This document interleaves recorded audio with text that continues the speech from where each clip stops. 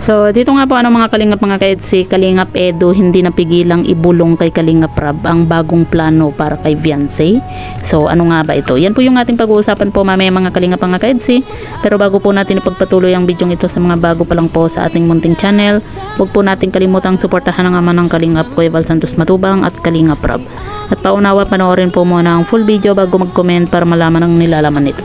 So dito nga po mga kalingap mga kaedsi, hindi na nga po napigilan ni Kalingap Edu na ibulong nga po dito kay Kalingap Rab ang bago nga po niyang plano para dito kay Viancy. So ano nga ba ito Yan po mga kalingap mga kaedsi, maging itong si Kalingap Rab po ay talagang tawang-tawa nga po sa ibinubulong nga po ni Kalingap Edu na habang kinukuhanan nga po ng picture itong si Viancy ay pabulong naman pong sinabi nga po ni Kalingap Edu na grabe naman napakasarap nga daw pong dalhin sa simbahan itong si Viancy at masarap daw pong pakasalan. O diba, may bago na pong plano po itong si Kalingap Edu para dito kay Viancy. At syempre marami po yung natuwa nga po sa ibinulong po ni Kalingap Edu.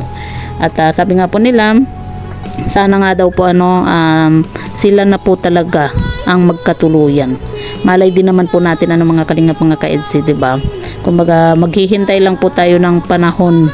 Malay po natin sila po talaga yung itinadhana nga po para sa isa't isa. Kita nyo naman po diba sa picture po nila, talagang halos magkahawig na nga po itong si Kalingap Edu at Viancy.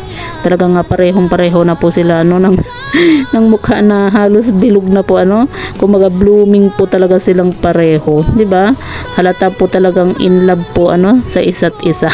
Kaya naman kita nyo naman po lalo pong pumupugi din po itong si Kalingap Edu nga po. Iba po talaga ang nagagawa nga po ng in love, diba?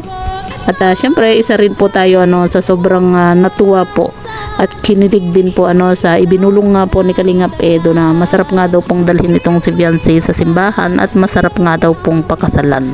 Malay po natin mga kalingap mga kaedsi, kasi pansin naman po natin dito kay Kalingap Rab, kina Kuya Val na botong-boto po sila dito kay Viancy para kay Kalingap Edu nga po. So yan po mga kalingap mga kaedsi, po yung masasabi nga po ninyo sa ibinulong po ni Kalingap Edu patungkol po dito kay Viancy. Comment nyo lang po sa ibaba at babasahin po natin isa-isa.